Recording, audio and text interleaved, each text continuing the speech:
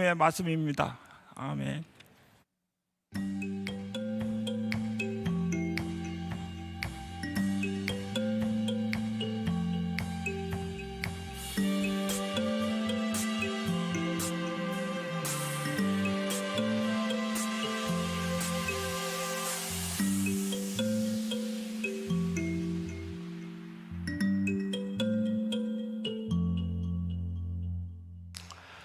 오늘도 주일 12시 예배 함께 하신 여러분들 한 사람 한 사람을 주님의 이름으로 사랑하고 축복합니다.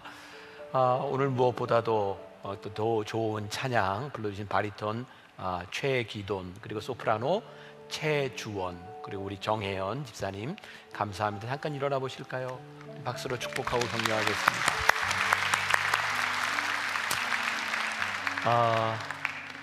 저도 예배 드릴 때마다 늘 이렇게 허전한 게, 늘 여기에 서서 찬양하는 우리 찬양대가 없는 게 늘 이렇게 마음에 서운한데, 그 서운함을 하나님이 이렇게 좀 잘 채워주시는 것 같아요. 두 분은 미국에서 활동하다 코로나 때문에 또 이렇게 들어와서 이렇게 찬양을 하게 되어서, 이번 코로나가 또 우리 교인들에게는 또 그런 또 은혜를 누릴 수 있는 그런 기회가 된 것 같아 감사하고, 어디서나 하나님 앞에 잘 쓰임받는 귀한 하나님의 사람들 되기를 바랍니다. 자, 우리 한번 영상으로 예배드리는 분들 같이 인사하면 좋겠습니다. 많이 힘든 때를 지나가고 있습니다. 힘들 때는 어떻게 해야죠? 힘을 내야죠. 우리 두 손을 흔들어 힘내세요. 한번 인사합시다. 시작. 힘내세요. 네, 고맙습니다.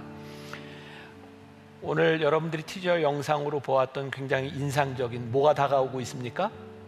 네, 변화산이 다가오고 있습니다. 코로나로 우리가 이전처럼 모이지는 못하지만 우리가 할 수 있는 최선의 방법을 통해서 변화산 새벽기도회를 시작을 합니다.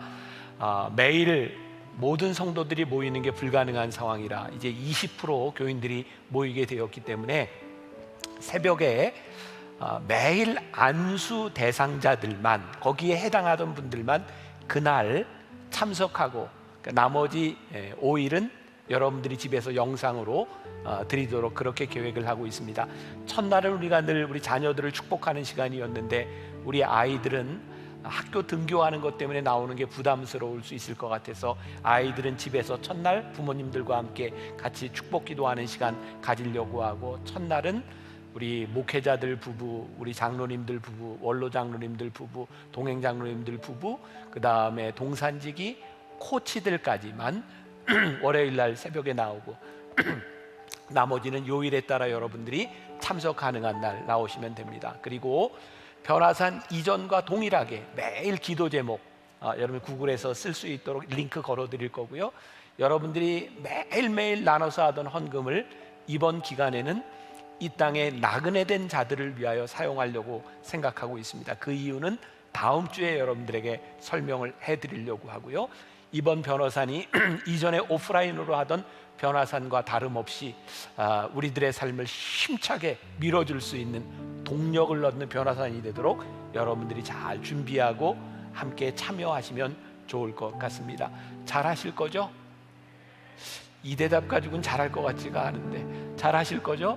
네, 고맙습니다. 잘 참여해 주시고, 그리고 우리가 작년부터 시작한 헌혈 캠페인 매월 되고 있습니다. 지난달에도 여러분들이 잘 참여해 주셨고 2월 21일 주일날 세 번째 헌혈이 됩니다.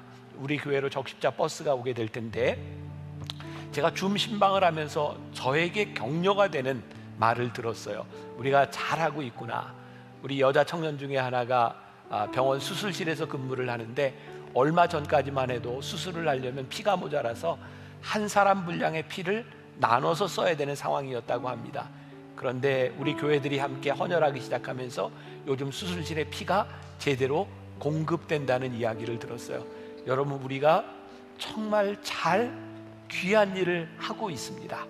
2월 21일 여러분들 헌혈이 가능한 분들 같이 참여해 주시고, 제가 요즘 줌 신방하면서 그런 얘기 하는 거 아시죠? 요즘 교인들 얼굴을 보면 다 피로 보인다고. 아유, 큰일 났어요. 네, 여러분들 잘 참여하셔서 우리가 할 수 있는 일 잘 할 수 있으면 좋겠습니다.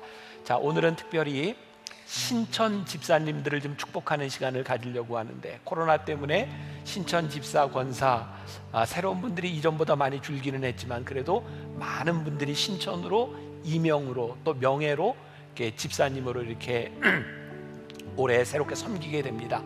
우리 권사 취임식은 조금 후에 부활절 어간에 우리들이 하게 될 거고요. 신천 집사 358명, 이명 집사 237명, 명예 집사 24명, 총 619명, 여기에 해당한 분들을 위해서 축복하는 영상이 잠깐 준비되어 있습니다. 보겠습니다.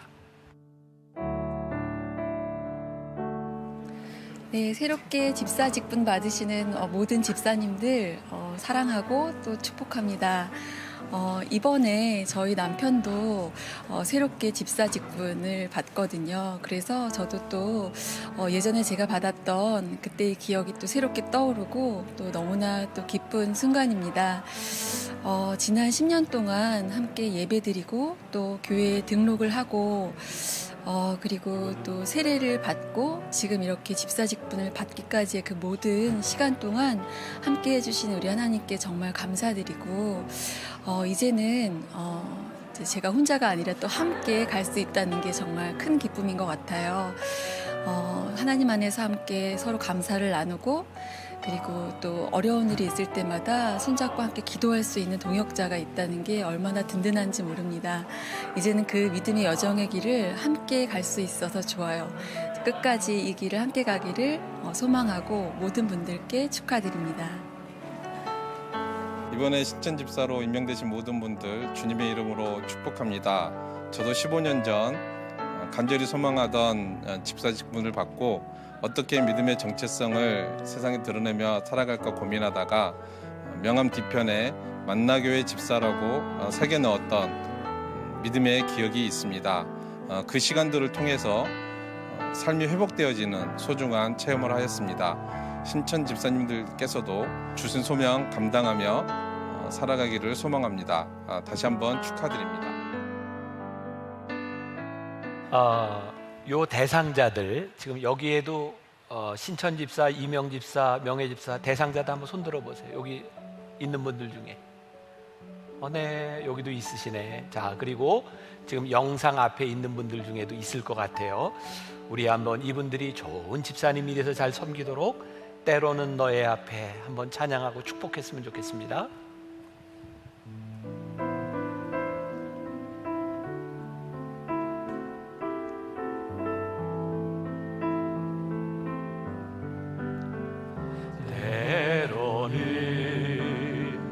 너의 앞에 어려움과 아픔 있지만 담대하게 주를 바라보는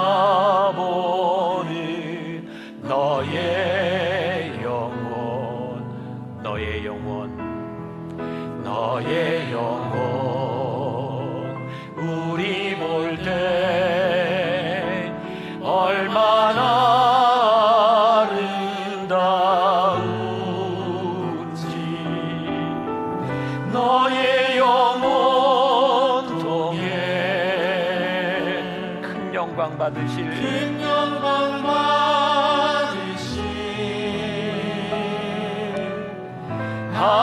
하나님을 찬양 오 할렐루야. 너의 영혼 통해 우리 서로를 바라보며 한번 축복합니다. 너의 영혼 통해 축복합니다. 너의 영혼 통해 큰 영광 받으실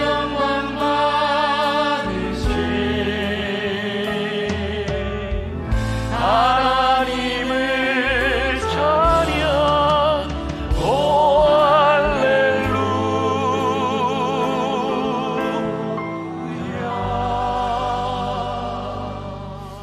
좋은 집사님으로 잘 섬기시기를 바랍니다. 자, 오늘 올해 들어서 시작한 하나님의 마음을 따라 하나님과 함께 시리즈 7번째 마지막 시간입니다. 그동안 우리들이 하나님의 마음을 따라 우리들이 어떻게 예배할까, 어떻게 묵상할까, 어떻게 우리들이 남을 도울까, 이런 이야기들을 계속 나누었습니다. 기억하시죠?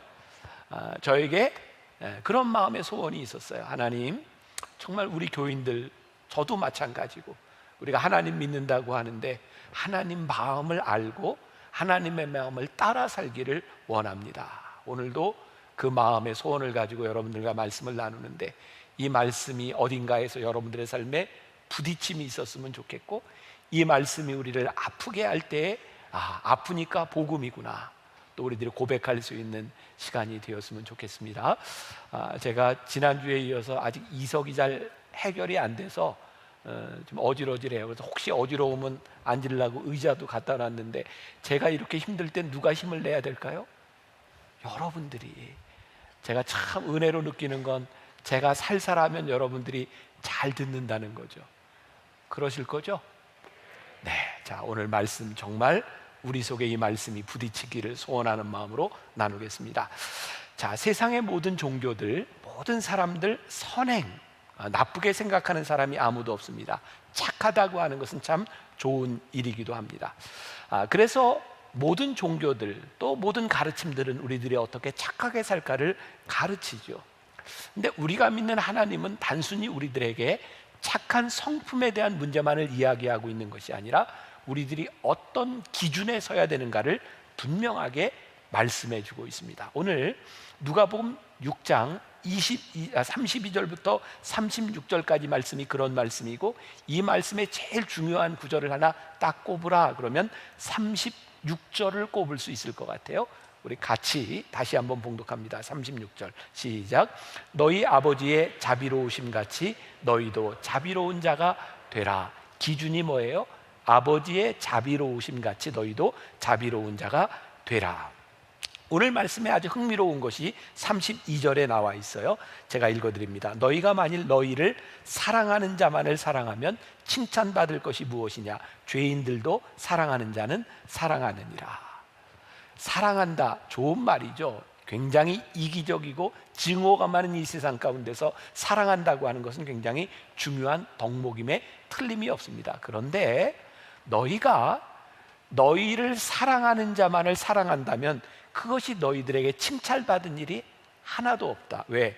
죄인들도 자기를 사랑하는 자는 사랑한다. 죄인들도 하는 일이라고 말하고 있어요. 세상에서 이야기하는 사랑이라고 하는 것은 굉장히 이분법적입니다. 사랑과 원수, 사랑과 증오라고 하는 그런 이분법적인 것을 가지고 보고 있어요. 그러니까 내 편에 속한 사람을 내가 사랑하고 내 편에 속하지 않은 사람을 미워하는 것이 그렇게 큰 문제가 되지 않는 세상을 우리들이 살아가는 거죠. 오히려 우리나라뿐만 아니라 전 세계에 일어나고 있는 현상들을 보면 이 사랑과 증오라고 하는 것을 정치적인 수단으로 이용하는 것을 많이 보게 됩니다. 그렇죠? 내 편을 만들기 위해서 적을 만드는 것을 별로 두려워하지 않습니다. 우리나라의 역사 가운데서도 수십 년 동안 이게 종북이라고 하는 프레임이 딱 있었고, 이제는 친일이라고 하는 프레임을 또 만들고, 아마 이런 일들은 끊임없이 벌어질지 몰라요. 이 양당 정치라고 하는 게 참 무섭지 않습니까? 내 편이 있으면 다른 편은 적이 되는 그런 것이 얼마나 무서운지 몰라요. 동일한 맥락에서 선대하는 자만을 선대한다고 하는 것은 칭찬받을 만한 일이 아니다. 자, 또 요즘 많이 뉴스에 나오는 게 그런 말이잖아요. 권력형 비리. 이게 지금 이번 정권에만 있었나요? 아니요. 이전 정권 이 권력형 비리라고 하는 것은 늘 있었어요. 이게 뭐예요? 이 권력에 선 사람들에게는 어떤 잘못을 해도 용서할 수 있고 그들에게 페이버를 준다, 이 말이에요. 그러니까 우리 편은 다 용서가 되는 거죠. 이제 오래된 얘기가 되겠지만 예전에 하나회라는 게 있지 않았어요? 하나회 속에 들어간 사람은 그 줄을 타고 승승장구하는 거예요. 저희 세대 586 세대의 운동권, 이제는 같이 운동권 했던 사람들에게는 모든 것들이 용납이 되고 그대로 가는 거예요.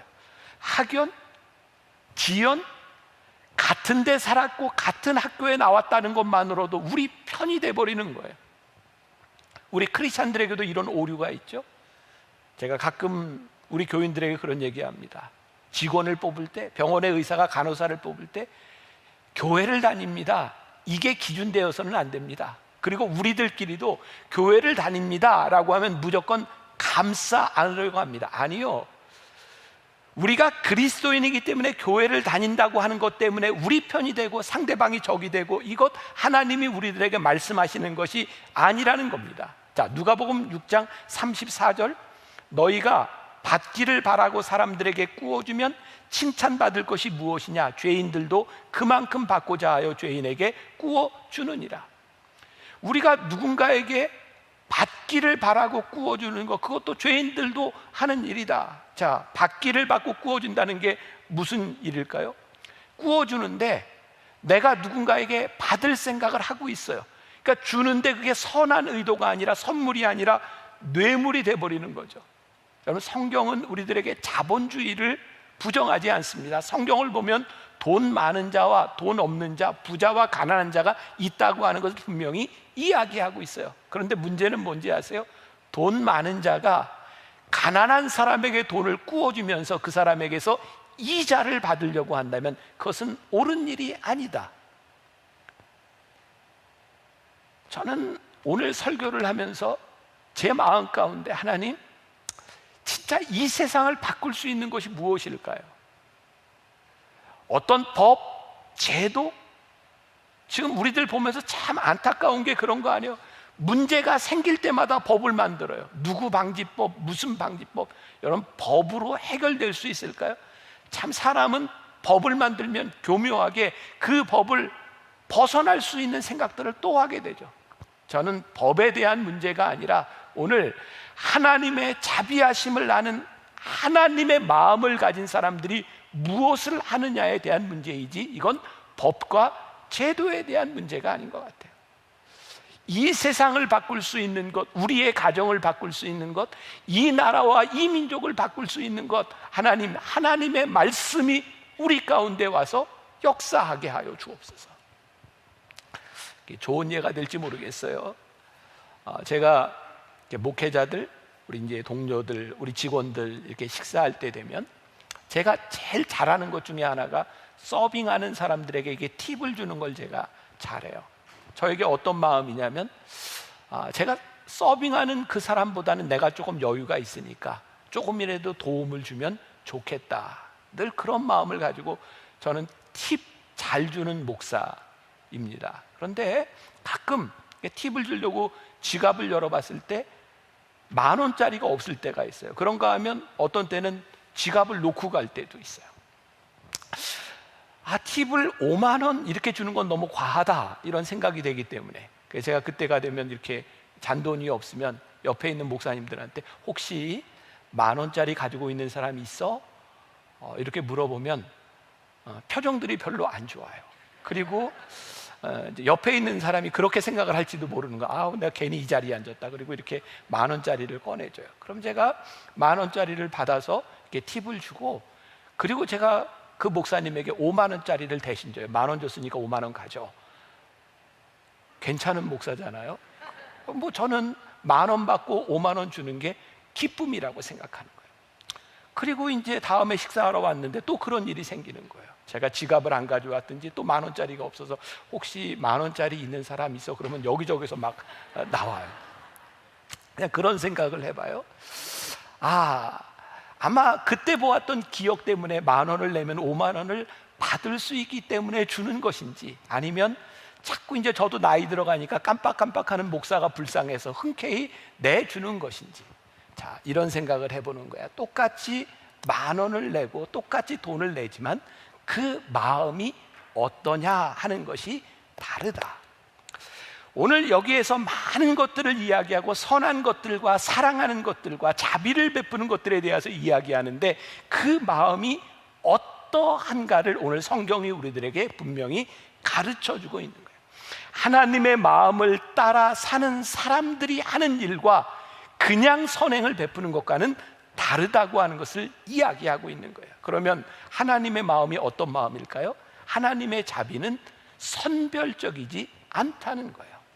하나님이 자비를 베푸실 때 그 자비가 어떤 자비인가? 우리들을 보니 하나님께서 나에게 자비를 베푸실 때 만일 하나님께서 어떤 기준을 세워놓으시고 이런 사람에게는 자비를 베풀고 이런 사람에게는 자비를 베풀 수 없어 라고 하나님이 기준을 세워놓으셨다라면 나는 그 기준에 들어갈 수 있는 사람이었을까? 하나님이 우리를 사랑하시고 우리를 용납하시고 우리들에게 은혜를 베푸신 그것이 선별적인 거나 어떤 기준에 의해서가 아니라 하나님이 우리를 용납하시고 우리들에게 자비를 베푸셨던 것처럼 오늘 누가복음 6장 36절 너희 아버지의 자비로우심 같이 너희도 자비로운 자가 되라. 이것이 성경에서 우리들에게 이야기하고 있는 기준이죠.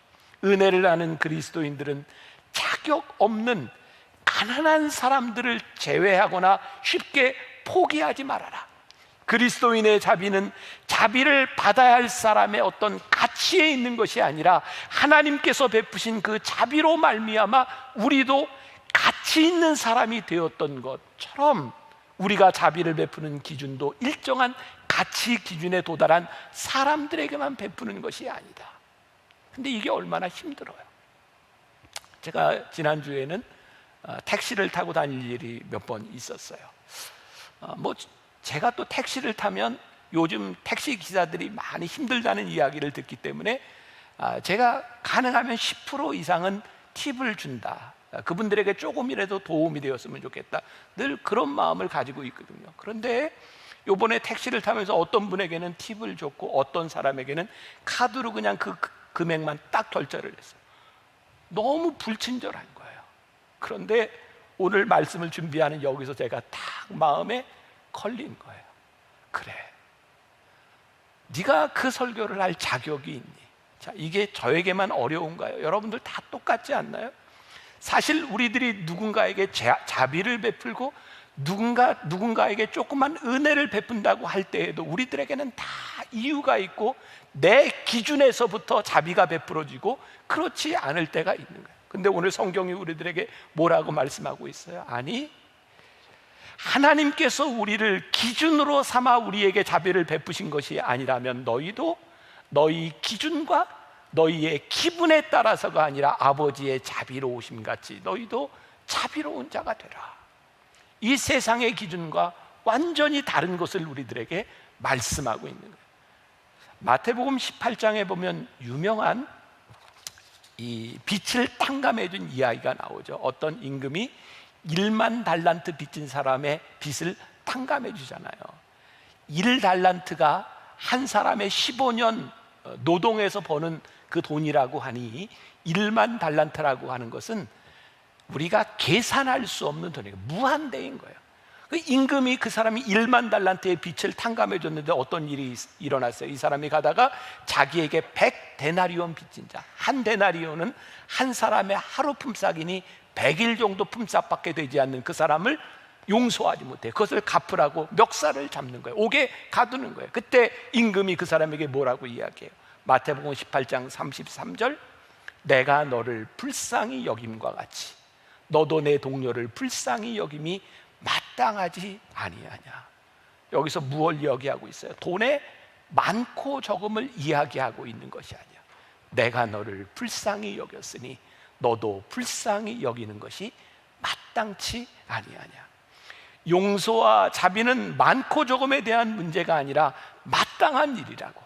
그리고 이 문제는 우리들이 계산으로 하는 일이 아니고 우리들의 합리적인 판단에 근거하는 것이 아니고 하나님께서 나를 용서하셨으니 나도 마땅히 용서해야 된다고 말씀하고 있는 거예요. 이 말씀이 저에게 아프게 다가왔어요. 하나님, 우리들에게 억울한 게 많아요. 하나님, 내 계산으로는 용납이 안 되는 게 많아요. 도대체 내 마음속에 받아들여지지 않아요. 그런데 하나님께서 오늘 하시는 말씀이 뭐예요?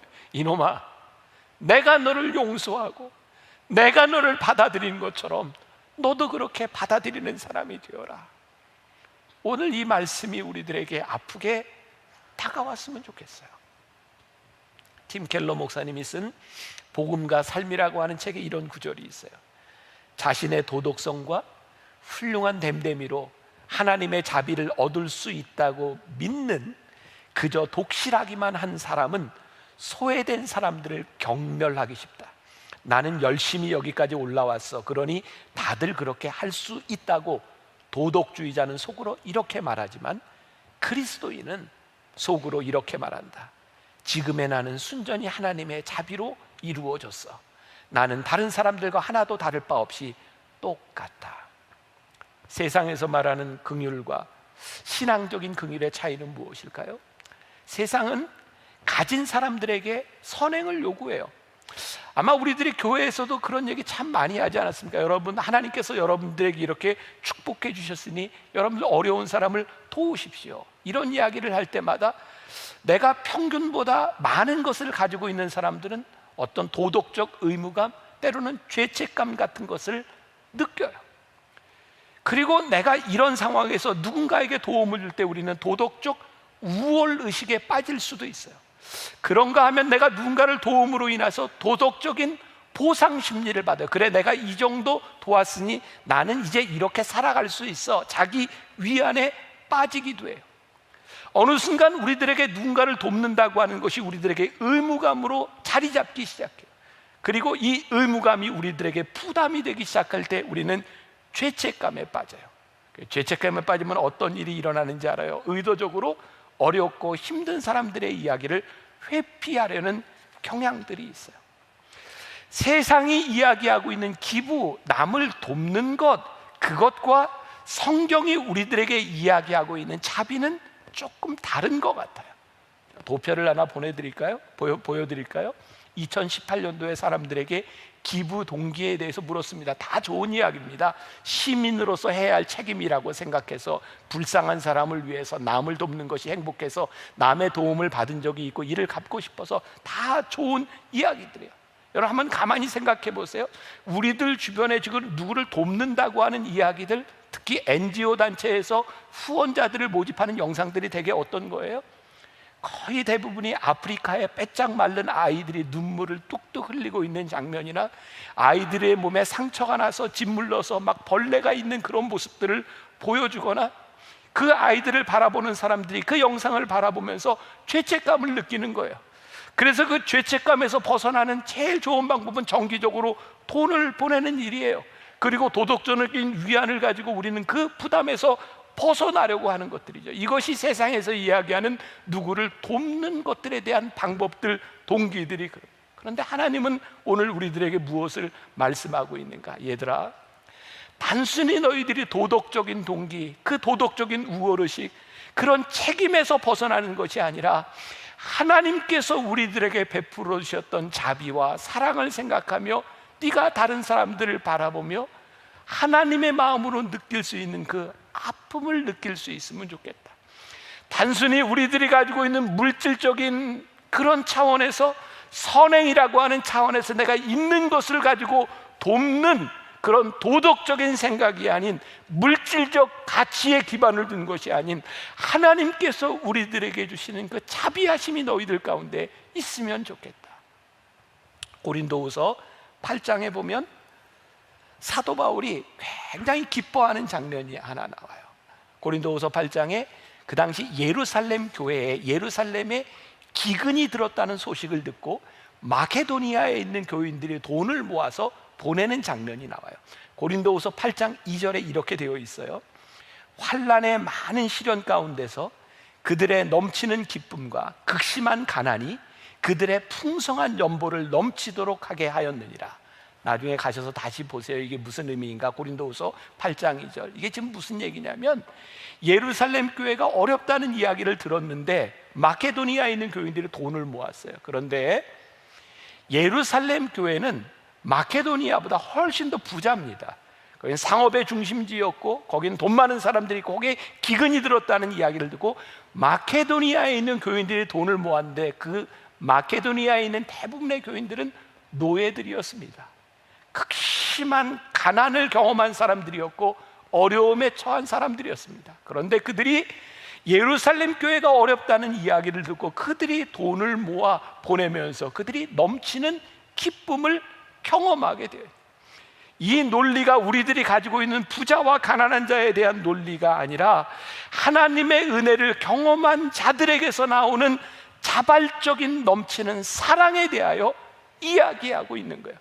우리 교회는, 우리 그리스도인들은 세상의 논리와는 조금 더 다른 하나님의 자비하심이 우리 가운데 있을 때 우리들이 할 수 있는 일들을 이야기하고 있는. 자, 오늘 누가복음 6장 35절과 36절 우리 같이 한번 봉독합니다. 같이 시작. 오직 너희는 원수를 사랑하고 선대하며 아무것도 바라지 말고 꾸어주라. 그리하면 너희 상이 클 것이요 또 지극히 높으신 이의 아들이 되리니 그는 은혜를 모르는 자와 악한 자에게도 인자하시니라. 너희 아버지의 자비로우심 같이 너희도 자비로운 자가 되라. 원수를 사랑하고 선대하며 아무것도 바라지 말고 꾸어주라. 그러면 너희의 상이 클 것이다. 제가 참 좋아하는 말씀이 하나 있어요. 잠언에 내 식물을 물 위에 던져라. 여러 날 후에 도로 찾으리라. 근데 저는 이 말을 여러 날 후에 도로 찾으리는데 거기에 중심이 있는 게 아니라 내 식물 물 위에 던지라. 여기에 저는 말씀에 초점이 있다고 생각해요.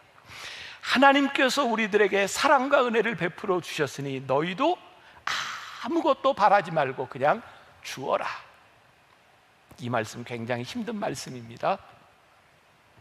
설교하기 참 힘들고 여러분들이 받아들이기도 참 힘든 말씀입니다. 그런데 하나님께서 우리들에게 원하시는 것이 뭐냐면 내가 너희에게 은혜를 베풀고 너희들에게 준 그 기쁨이 그 주님의 사랑이 끊이지 않도록 이것이 순환되도록 그렇게 살아라. 이 세상을 바꿀 수 있는 것은 그냥 누군가 어려운 사람들 돕는 기부 여기에 있는 것이 아니라 하나님의 사랑이 순환되고 하나님의 자비하심이 나타날 수 있도록 이 하나님의 자비하심이 실현되는 것을 세상 사람들이 보고 목격하고 살아갈 수 있도록 만드는 것이 오늘 우리들에게 이야기하시는 하나님의 자비하십니다.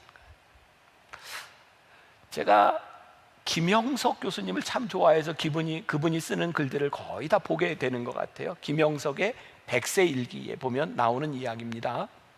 이 김영석 교수님을 제가 우리 교회 한번 꼭 초청을 좀 하고 싶어요.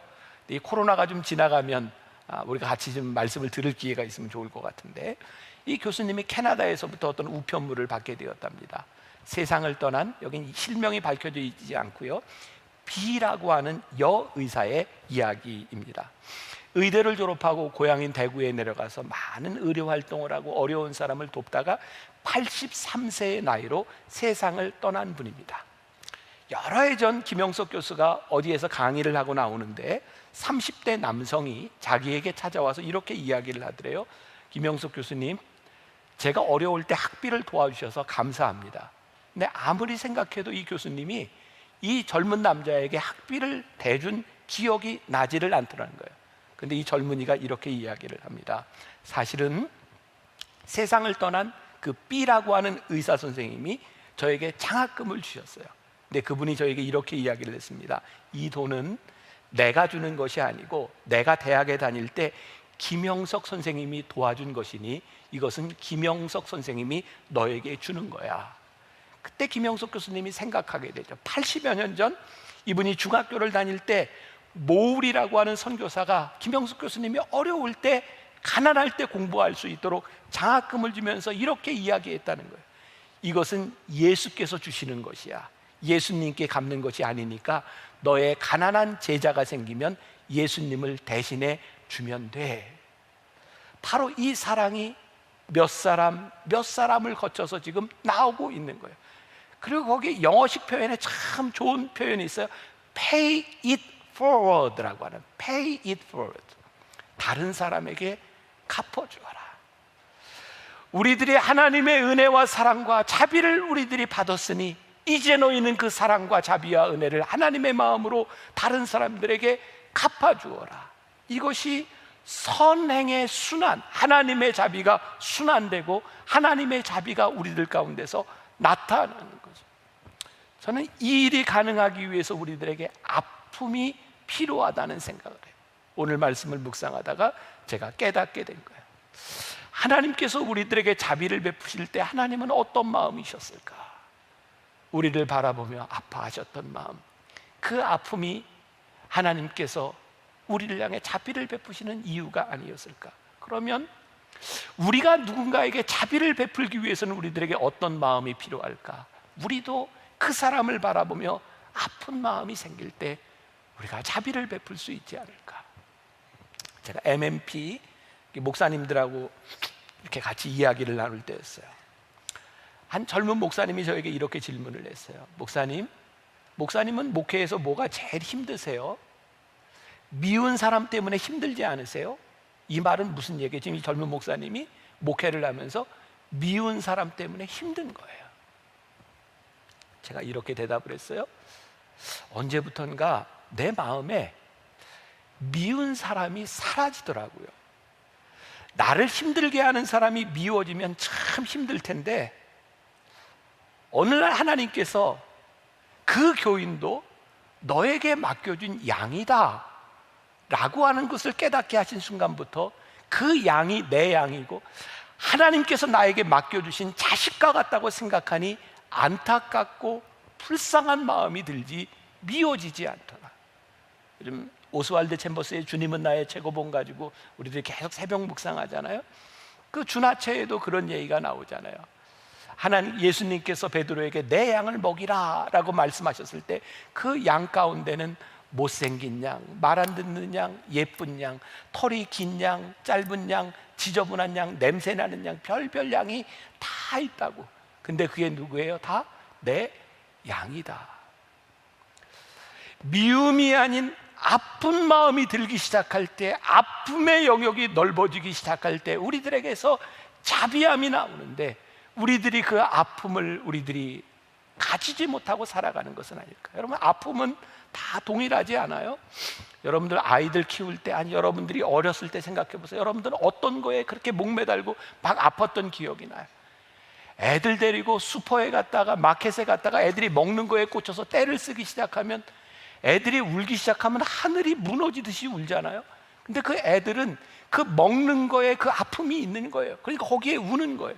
어른들이 보면 이해가 되지 않는데 애들은 그런 거예요. 중고등학교 시절에 여러분들 어떠셨어요? 저 중고등학교 다닐 때 저희는 유행했던 게 뭐냐면 신발과 옷에 이렇게 상표 있는 게 유행했어요. 저희 시대에 나이키와 프로스펙스가 제일 유행을 했거든요. 근데 그 당시에 저는 그런 걸 여유 있게 입고 다닐 만한 형편이 안 됐어요. 그래서 저는 나이스를 입고 다녔어요. 나이스. 그리고 얼마 지나고 나니까 그런 유행이 생기더라고요. 옷에 그 라벨이 뒤에 붙어서 이렇게 보고 다니게 하는. 그 시절에는 그게 아픔이고 그게 목이 매는 거예요. 친구 관계가 깨어지면 너무 힘든 거고, 시험을 잘 보느냐 못 보느냐 그렇게 힘든 거죠. 근데 우리가 하나님을 믿으면서 우리들에게 어떤 아픔이 찾아와요? 내가 하나님의 말씀대로 살지 못했구나, 내가 욕망에 내가 넘어졌구나. 그 아픔들이 우리들에게 오잖아요. 훌륭하죠. 그런데 우리들이 조금 더 나아가면 나를 넘어서 누군가를 위해 기도하기 시작할 때 이웃을 향하여 우리의 아픔들이 우리들에게 느껴지기 시작해요. 너를 위해 기도하다 보니 우리의 아픔이 보이기 시작하고 그 아픔의 영역이 확장되기 시작하면서 우리가 하나님의 사람으로 편해가기 시작합니다. 하나님의 자비하심의 영역은 어디까지 펼쳐지냐면 우리의 아픔이 닿는 데까지 하나님의 자비하심이 넓어지는 거예요. 그래서 오늘 제가 말씀을 나누면서 여러분들에게 그렇게 부탁을 드리고 싶은 거예요. 하나님, 이 말씀을 들으며 우리의 아픔이 느껴지게 하여 주옵시고 이 아픔이 넓어지게 하여 주셔서 하나님의 자비하심이 그 누군가에게도 동일한 자비하심으로 전달되게 하여 주옵소서. 안녕 기독교라고 하는 책을 쓴 김정주 목사님의 책에 이런 구절이 있어요. 아픔을 모른 채 좋은 신앙이라는 이름 아래 눈치 없이 밟기만 한 사람이 성숙한 사람이 아니다.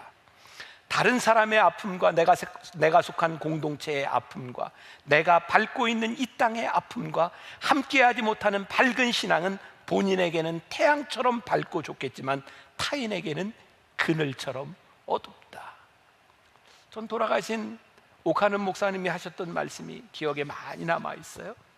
십자가가 없는, 십자가를 잃어버린 교회는 천박하다.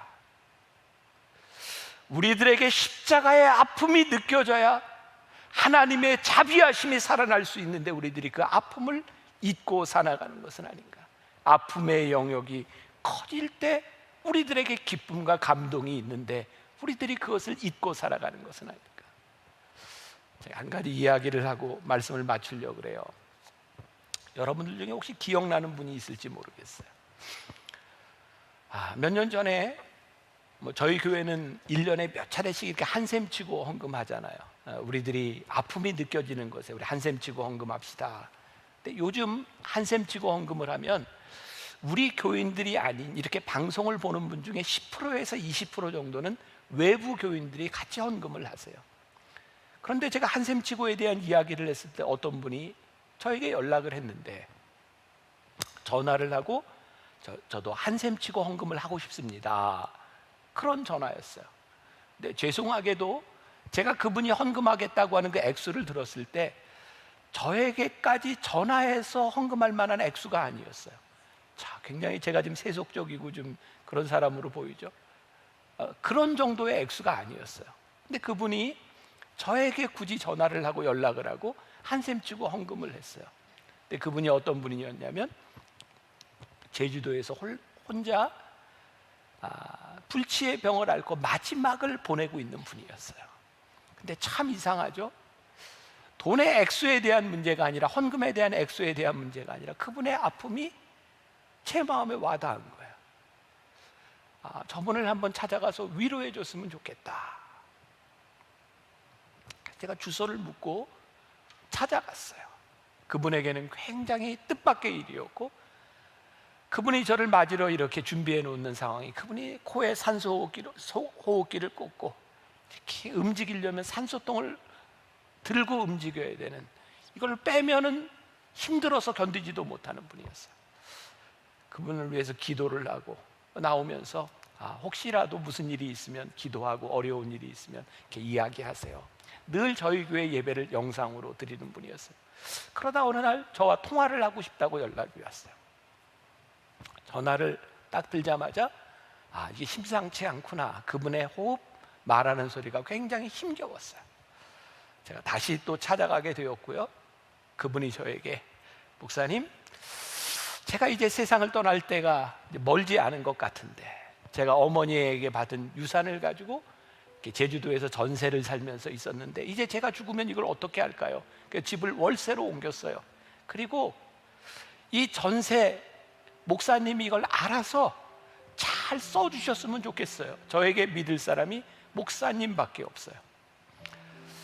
그 가족들이 이렇게 외면하거나 이런 가정이 아니에요. 다 가족들이 있지만 이렇게 매일 와서 살 수 없는 그런 가정이었고, 저에게 그런 부탁을 했을 때 제가 그분에게 이렇게 얘기했어요. 권사님, 제가 권사님이 이 헌금을 가지고 누군가를 위해서, 권사님의 이 헌금이 누군가에게 기쁨이 될 수 있도록, 쓰여질 수 있도록 제가 제주도에 뭔가를 권사님 이름으로 이렇게 교회가 됐든 뭐가 됐든 하나를 좀 하면 좋겠어요. 그 권사님이 굉장히 기쁘게 그리고 편안하게 세상을 떠나셨어요. 그분이 한 헌금은 교회를 하나 질 만한 그런 헌금이 아니에요. 근데 제 마음 가운데 느껴졌던 그 아픔이, 이게 시드머니다. 하나님께서 이 아픔을 통해서 하나님께서 자비의 영역을 넓히시라는가 보다. 그 마음을 저에게 주셨던 거예요. 오늘 말씀을 준비하며 가쁜 숨을 내쉬고 기쁨의 눈물을 흘렸던 그 권사님의 모습이 생각나는 거예요. 나에게 주셨던 아픔이 누군가에게 자비의 영역들을 만들어내고 또 그 다음에 자비를 만들어내고 pay it forward, 다른 사람에게 갚으라 라고 했던 그 일들이 이루어지는 일을 하나님께서 저에게 경험하게 하신 거예요. 오늘 저는 여러분들에게 그런 말씀을 드리고 싶어요. 하나님, 우리들의 마음에 아픔이 느껴지게 하여 주옵소서.